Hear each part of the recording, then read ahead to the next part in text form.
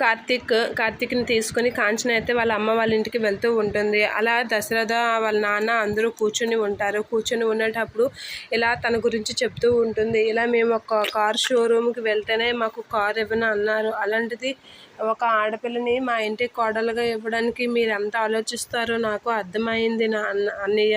అది మీ ఇష్టానికే ఒగ్గేస్తున్నాను. కానీ నాకు మేనకోడల్ని కోడలుగా చేసుకోవాలని నేను వాళ్ళు పుట్టి నుంచి అనుకుంటున్నాను. కానీ ఆ అదృష్టం నాకు లేనట్లుగా ఉంది. అయినా ఇలా జరుగుతుందని నేను అనుకోలేదు. నా అదృష్టం అలా ఏడ్చింది. మా కర్మకాలి అన్నీ ఇలానే జరిగాయి. నాకు మేనకోడల్ని కోడలుగా చేసుకునే యోగ్యత లేదేమో అని అనుకుని చాలా నాకు మేనకోడల్ని పెళ్లి చేసుకునే అదృష్టం నా కొడుక్కి లేదేమో అని చెప్పి కాంచన చాలా బాధపడుతూ ఉంటుంది.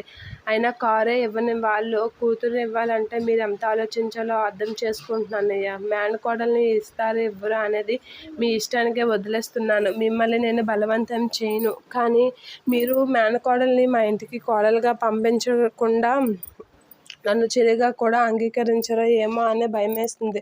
నన్ను కూడా పరాయిదానిలాగా చూస్తారా?